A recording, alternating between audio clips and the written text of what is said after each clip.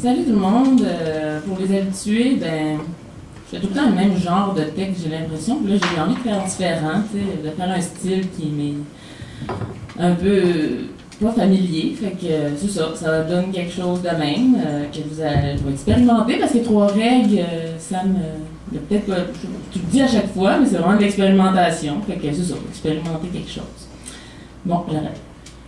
Bonne fête, Roger. 1976. Il ne le sait pas encore, mais quelques minutes séparent Roger Plamondon de sa mort inusitée. Personne n'aurait pu se douter de ce qui allait se passer en cette soirée froide et étoilée. Aujourd'hui, Roger a 60 ans. Sa femme, Georgette, a préparé avec amour et habitude le repas favori de son mari, du pâté chinois. Steak, blé d'Inde, patate, Roger aime les choses simples. Georgette, elle, aime les choses compliquées, comme la religion, comme l'adultère. Chaque jour, elle prie le petit Jésus. Oui, le petit Jésus, celui-là sur sa croix au-dessus de la porte. Elle le prie de lui ramener son beau Raymond le plus vite possible. Raymond, bien sûr, c'est son amant. Il est parti voir sa parenté à Montréal avec sa femme Francine et leurs 2 petits-fils. Chaque jour, elle prie que son maudit Roger s'étouffe avec son pâté chinois et que Francine s'intoxique avec son maquillage pour qu'enfin, elle puisse aller vivre avec le beau Raymond Bergeron. Aujourd'hui, Georgette a défoulé son malheur en cuisinant éperdument et en astiquant violemment tout ce qui était sur son passage. En ce moment, il est 17h47, elle dépose sur la table, outre le pâté chinois, une salade de betterave à la mayonnaise, un complément de légumes amincis, carottes, céleri, chou-fleur, brocoli, avec au milieu un ramequin de trempette, moitié mayonnaise et ketchup. La gastronomie parfaite selon Roger. Les 3 adolescents du couple sont attablés. Il y a Jonathan, Catherine et Ted. Roger, un homme banal, un homme pas trop là, un incompris, un Roger quoi. Cependant, ce soir, on dirait que Roger sent que quelque chose va se passer. Peut-être existe-t-il une conscience de la mort, des choses comme ça que l'on sent venir. Peut-être la mort a-t-elle un parfum particulier, une vibration sournoise comme la secousse qui précède le tremblement de terre. Mais une inévitable vague de nostalgie se pointe à ce moment précis dans les pensées de Roger. Il y a un peu d'humidité sur sa pupille gauche et sa gorge se rétrécit. Il regarde ses enfants avec émotion, comme jamais il ne l'avait fait auparavant. Ted, son premier fils, grand et blond, réussi dans tout, capitaine de son équipe de hockey. Il est si fier de lui. Personne ne le sait, mais le plus grand rêve de Ted est de devenir patineur artistique. Chanceux, Ted, ce soir, son père va mourir et il pourra se lancer dans ce sport à cœur libéré. Dans quelques années, Ted avouera à son ami d'enfance, Francis, qu'il est amoureux de lui. Ils vivront heureux et auront beaucoup d'enfants. Ensuite, Catherine, la belle Catherine. Personne ne le sait, mais elle se ronge les ongles d'orteil, elle mange ses gommes à effacer. Quand elle voit un roux, il faut qu'elle lui lèche la joue. Quand elle va sous la douche, elle doit se laver les cheveux 6 fois et mettre 6 fois du rince-crème. Elle est accro aux clémentines. Elle en achète une caisse par jour avec son argent de poche et les mange entières, avec la plure, oui, en bavant et gémissant dans son garde-robe. La liste est encore longue, mais on ne s'étendra pas. Après cette soirée, les addictions et les tics de Catherine se démultiplieront de manière exponentielle jusqu'à son internement, à 26 ans. Après cette soirée, elle gardera une phobie intense du pâté chinois. Les yeux de Roger se tournent maintenant sur Jonathan, pauvre Jonathan. S'il pouvait avoir confiance en lui un peu plus. Nerveux, excité, bavard, il est incessamment dépassé par sa voix, ce qui fait qu'il ne fait que mentir, compulsivement. Son professeur dit que ça a un nom, que c'est une maladie, ça s'appelle la mythomanie. Pauvre Joe. Il était né avec un énorme grain de beauté au visage et, comble de l'ironie, ce névus évoluait exactement sur le bout de son nez. Il va sans dire que, depuis son jeune âge et sa propension à fabuler, ses camarades de classe l'ont toujours, bien sûr, appelé Pinocchio. On peut s'en douter.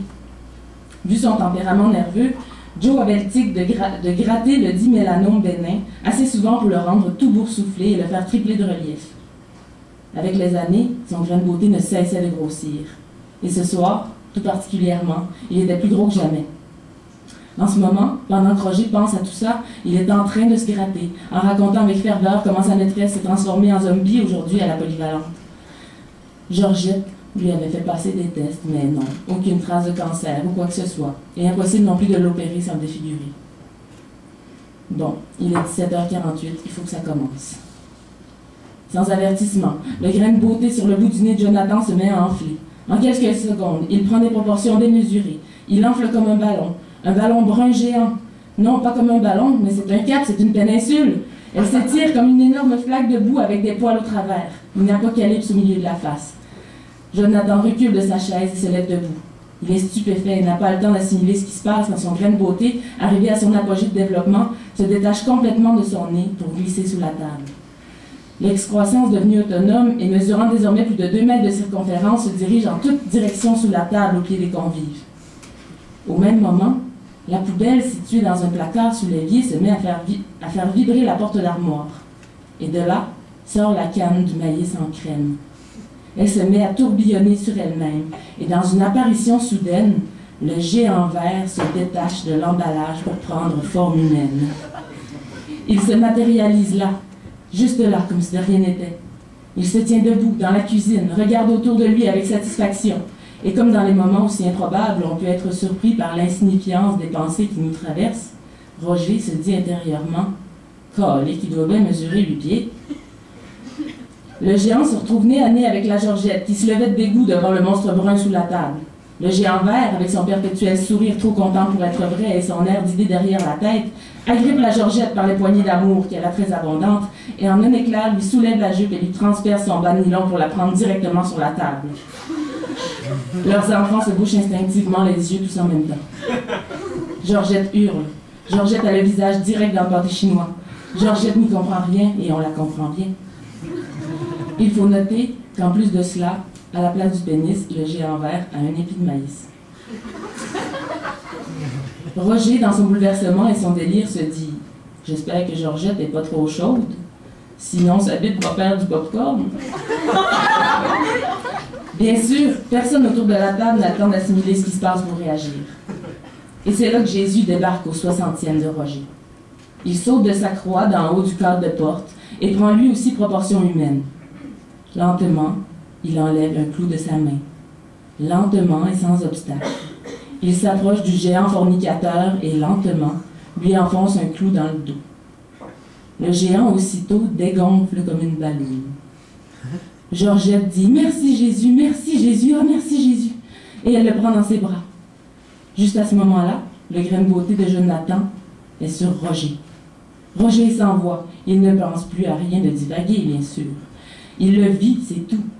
Tout le monde se lève pour l'aider, mais il n'y a rien à faire, le grain de beauté se colle à sa peau comme une sangsue. Quelques secondes passent et il ne reste déjà que la tête de Roger. Le reste est avalé par la flaque. Il n'a que le temps de fixer Ted, Catherine et Jonathan, leurs visages décomposés, et leur dit « Je vous aime, mes enfants. » Et à la fin, il ne reste que sa bouche qui se distingue de la masse qui continue de dire « Je vous aime, je vous aime, je vous aime. » Dans l'instant qui suit, un silence incroyable s'installe.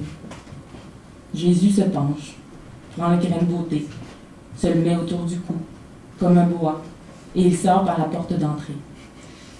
Il dit « Ne vous inquiétez pas, Roger est au ciel, plus précisément dans le trou noir de notre galaxie. Bonne soirée. » Le silence revient. Georgette, Jonathan, Catherine et Ted s'asseyent à table. Georgette ne peut que repenser au beau corps du géant vert. Il lui faisait penser à Raymond Bergeron quand il est fâché. On peut distinguer à Georgette une moue triste pendant qu'elle prend du bout du pouce et de l'index le géant devenu vieille balloune dégonflée sur le carrelage et le remet dans sa canne de maïs en crème, puis dans sa poubelle originelle. Regardant son pâté chinois défoncé, embouilli, la chemise de travers, Georgette dit « Allez les enfants, mangez avant que ce soit froid. » Merci.